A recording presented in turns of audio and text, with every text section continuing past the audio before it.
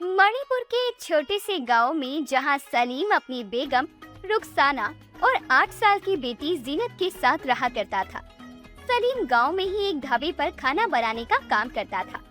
ढाबे वाला उसे जो पैसे देता था, उन पैसों से ही सलीम का घर चलता था। सलीम बहुत ही अच्छा खाना बनाता था, जिस वजह से ढाबे वाले का काम बहुत ही अच्छा चल रहा था। वाह वाह सलीम मियाँ, क्या लाजवाब अंडा करी बनाई है। चावल के साथ तो इसका जायका ही अलग है। सच में सलीम मियाँ, जो स्वाद तुम्हारे हाथों में है ना, वो स्वाद दुनिया में किसी और के हाथों में नहीं है। मैं इतनी बार अपनी पत्नी को तुम्हारे जैसी अंडा करी बनाने को कहता हूँ, पर वो तुम्हारी जैसी अंडा करी बनाने की इतनी कोशिश करती है, लेकिन फिर भी इतना स्वादिष्ट अंडा करी चावल नहीं बना पाती। पता नहीं तुम अपनी अंडा करी में ऐसा कौन सा जादुई मसाला डालते हो। देखिए भाई, मैं कोई ऐसा जादुई मसाला नहीं डालता हूँ। बस मैं अंडा करी में डलने वाले सभी मसाले अपने हाथों से पीसता हूँ। खड़े मसालों को भूनकर अच्छे से सिलबट्टे पर पीस कर उसकी अंडा करी बना देता हूँ। इससे अंडा करी को खुशबू और जायका दोनों ही बहुत अच्छा आता है। सलीम के हाथ की बनी अंडा करी खाकर सभी उसकी तारीफ करते हैं।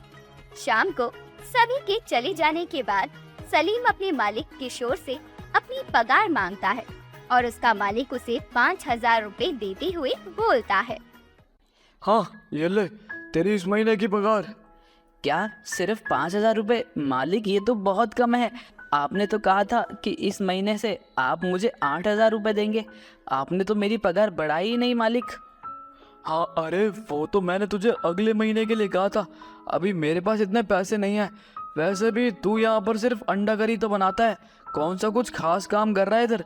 तुझे तो पता ही है कि ढाबे का किराया भी तो देना होता है, बिजली का खर्चा, पानी का खर्चा, अरे बर्तन धोने वाले का खर्चा, डिलीवरी बॉय का खर्चा, सब मुझे ही तो देना है। तू तो चला जाता है खाना बनाकर। पर मालिक, आपको क्या पता कि पूरे दिन अंडा करी बनाने में कितनी मेहनत लगती है। इतनी गर्मी में कढ़ाई के आगे पूरे दिन खड़े रहना पड़ता है। मैं इतनी मेहनत करता हूँ, उसके बाद भी आप मुझे मेरी मेहनत के पूरे पैसे नहीं दे रहे। देख, मुझे अच्छी तरह पता है कि तू खाना बनाने में कितनी मेहनत करता है और कितनी नहीं। इस पतीले में भरकर अंडा करी बना देता है और कौन सा पूरा 10 घंटे तक अंडा करी बनाता रहता है। अंडा करी बनाकर बाकी समय में रोटियां ही तो सेकता है ना। देखिए मालिक, आप जानते हैं कि दूसरे ढाबे वाला मुझे महीने के 10,000 रुपये देने को भी तैयार था, लेकिन आपसे वफादारी की वजह से ही मैंने उसके साथ काम नहीं किया। अब आप मेरे साथ ऐसा मत कीजिए, मैं बहुत मेहनत करता हूँ। अच्छा, तो तू मुझे धमकी दे रहा है कि तू कहीं और काम ढूंढ लेगा तो मेरा ढाबा बंद हो जाएगा क्या? जा, तुझे कहीं और जाकर काम ढूंढना है तो जा ढूंढ। आज मैं तुझे नौकरी से ही निकाल देता हूँ। कल से यहाँ पर आने की कोई जरूरत नहीं है। सलीम की पगार बढ़ाने की बात पर उसका मालिक उसे काम से ही निकाल देता है। सलीम बड़े ही उदास मन से काम ढूंढने के लिए दूसरे ढाबे वाले मोहन के पास जाता है। अरे सलीम भाई, आज तुम यहाँ पर कैसे? कहो, कैसे आना हुआ? भैया, आपको एक खाना बनाने वाले की ज़रूरत थी ना, मैं उसी के लिए आया हूँ। मुझे नौकरी की ज़रूरत है भैया। माफ़ करना सलीम भैया, लेकिन मैंने अभी पिछले हफ्ते ही एक खाना बनाने वाले को रखा है और मेरे पास इतने पैसे नहीं हैं कि मैं एक साथ 2 लोगों को काम पर रख सकूं। अगर तुम थोड़े दिन पहले आते तो मैं तुम्हें ही नौकरी पर रखता। यह तो तुम अच्छी तरह जानते हो। अगर आगे मुझे कभी खाना बनाने वाले की ज़रूरत होगी तो मैं तुम्हें ज़रूर बताऊंगा। ठीक है मोहन भैया, कोई बात नहीं। मोहन के ढाबे पर भी सलीम को नौकरी नहीं मिलती और वो बहुत परेशान हो जाता है। इससे अच्छा तो पहले ही मोहन भैया के यहाँ पर काम करने लग जाता तो मेरे पास आज ढंग का काम तो होता। मालिक की वजह से मैं तो ना घर का रहा ना घाट का। सलीम यही सब सोचता हुआ अपने घर पहुंचता है। अरे आ गए आप? अब थोड़ी देर बैठिए, मैं बस अभी आपके लिए खाना लेकर आती हूँ। नहीं रुखसाना, रहने दो। आज मेरा खाना खाने का बिल्कुल भी मन नहीं है। क्यों, क्या हुआ जी? आज आपने ढाबे पर ही खाना खा लिया क्या? ढाबे का तो नाम भी मत लो रुखसाना। मैंने मालिक से पगार बढ़ाने की बात कही तो उन्होंने मुझे नौकरी से ही निकाल दिया। मैंने दूसरी जगह भी काम पूछा, लेकिन वहाँ मुझे कोई काम नहीं मिला। अगर आज काम नहीं मिला तो कोई बात नहीं, कल मिल जाएगा। लेकिन इस तरह चिंता करके कुछ नहीं होगा। आप खामखा अपना खून मत जलाइए। हाँ पिताजी, माम बिल्कुल ठीक कह रही है। मेरी टीचर भी कहती है जब हम परेशान होते हैं तो हमारा खून जलता है और हम कमजोर हो जाते हैं। मैं नहीं चाहती कि आप कमजोर हो जाओ, इसीलिए आप परेशान मत हो और खाना खाओ। अपनी बेटी जीनत की बात सुनकर उन दोनों के चेहरे पर मुस्कान आ जाती है। जीनत अपने हाथों से अपने अब्बू को खाना खिलाती है। तभी रुखसाना कहती है, देखिए, अंडा करी तो मैंने बनाई है, लेकिन जब आप अंडा करी बनाती हो तो उस अंडा करी का स्वाद कुछ अलग ही आता है। मैं चाहे जितनी भी कोशिश कर लूं, आपकी जैसी अंडा करी बना ही नहीं पाती। अब तुम भी बाकी सबकी तरह मेरी तारीफ के पुल मत बांधो। क्या फायदा इतना अच्छा अंडा करी बनाने का जब इसके बलबूते पर मुझे कोई काम ही नहीं मिला। अब्बू, आप इस तरह परेशान मत होइए। जब ढाबे पर भी सब आपकी अंडा करी चावल की इतनी तारीफ करते हैं और मुझे भी आपकी अंडा करी बहुत पसंद है, तो क्यों ना आप बाजार में अपना एक ठेला लगाओ, इससे आपकी खूब अच्छी कमाई होगी।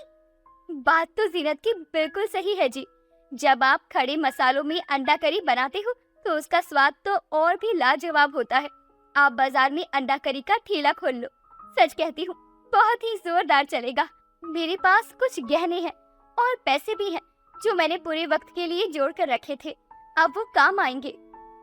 ठीक कहती हो रुखसाना, जीनत ने तो बहुत अच्छा आइडिया दिया, लेकिन बाजार में पहले ही बहुत ढाबे वाले और ठेले वाले हैं जो अंडा करी, चिकन करी, मटन कीमा सब बेच रहे हैं। मुझे कोई अलग जगह सोचनी होगी जहाँ लोगों की भीड़ आती हो। अब्बू, मुझे पता है आप कहाँ लगा सकते हो।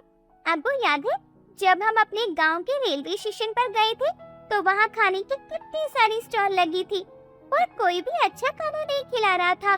सब मिलावटी और महंगा खाना खिला रहे थे। अब आप अब्बू वहीं पर अपना ठेला खोलो, ठीक ना? आपके ठेले पर लोगों की लाइन लग जाएगी। रुखसाना कुछ बचाए हुए पैसे सलीम को दे देती है। सलीम उन पैसों से हांडी अंडा करी बनाने का सारा सामान लेता है और एक ठेला भी किराए पर ले आता है। अगले दिन वो सुबह जल्दी उठकर अंडा करी बनाने की सारी तैयारी शुरू कर देता है और रुखसाना भी सिलबट्टे पर सारे मसाले अच्छे से पीस देती है। सलीम अपना अंडा करी चावल का ठेला लेकर रेलवे स्टेशन पर जाता है और खड़े मसालों से अंडा करी बनाना शुरू करता है। सलीम की अंडा करी की खुशबू से आसपास से गुजर रहे मुसाफिर भागे भागे सलीम की अंडा करी के ठेले पर भीड़ लगा लेते हैं। वाह वाह वाह वाह भाईजान, क्या खुशबू है भाईजान। ये अंडा करी बनने में कितनी देर लगेगी? इसकी खुशबू से तो मेरे मुंह में पानी आ रहा है और पेट में चूहे दौड़ रहे हैं, वो अलग। 5 मिनट भैया, अंडा करी बस बनने ही वाली है और चावल भी बन रहे हैं। आप बस थोड़ी देर बैठिए, मैं अभी आपके लिए अंडा करी चावल की गर्मा गर्म प्लेट तैयार करता हूँ। थोड़ी ही देर में सलीम के ठेले पर लोगों की भीड़ इकट्ठी होनी शुरू हो जाती है। सलीम एक एक करके सभी ग्राहकों को गर्मा गर्म अंडा करी चावल परोसता है, तो उसे खाकर सभी लोग अपनी उंगलियां चाटते रह जाते हैं। भाईजान, इसे कहते हैं अंडा करी चावल। सच में भाईजान, आज से पहले मैंने इतना स्वादिष्ट अंडा करी चावल कभी नहीं खाया। यहाँ स्टेशन पे ना जाने कितना गंदा और मिलावटी खाना मिलता है, पर हम क्या करें, हमें मजबूरन खाना पड़ता है। पर आज आपने स्टेशन पर अपना ठेला खोल के हम जैसे लोगों की बहुत मदद करी है। आपका बहुत बहुत शुक्रिया भाईजान। शुक्रिया भैया। अपने नए काम से पहले ही दिन में सलीम की खूब अच्छी कमाई होती है और वो अपनी पत्नी और बेटी के लिए बाजार से नए कपड़े खरीद कर लेकर जाता है। मेरा काम आज बहुत ही अच्छा हुआ। रुखसाना, जितने पैसे मालिक मुझे पूरे महीने काम करने के लिए भी नहीं देते थे ना, उतने पैसे तो आज मैंने एक दिन में ही कमा लिए। इसलिए मैं तुम दोनों के लिए नए तोहफे लेकर आया हूँ। ये देखो जीनत, मैं तुम्हारे लिए एक नई डॉल लेकर आया हूँ और रुखसाना, तुम्हारे लिए एक नया सूट लेकर आया हूँ। अब्बू, ये डॉल तो बहुत सुंदर है। थैंक यू अब्बू। सलीम का काम बहुत अच्छा चल जाता है। हर कोई उसे गांव में अंडा करी वाले सलीम के नाम से जानने लगता है। लेकिन ढाबे पर काम से निकाल लिए जाने के बाद उसके मालिक का काम बिल्कुल बंद हो जाता है, जिस वजह से उसे अपने किए पर बहुत पछतावा होता है।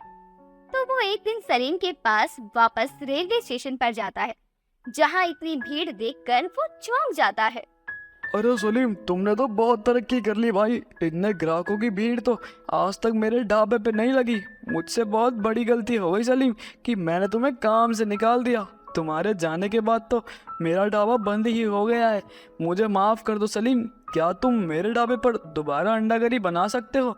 मैं तुम्हें मुंह मांगे पैसे दूंगा। माफ़ करना मालिक, लेकिन अब मैं अपने काम में बहुत खुश हूँ। मैं अब दोबारा आपके ढाबे पर कभी नहीं आऊँगा। जहाँ से मुझे एक बार धोखा मिला हो वहाँ मैं दोबारा कभी नहीं जाऊँगा मालिक। सलीम की बात सुनकर किशोर को अपनी गलती का बहुत पछतावा होता है।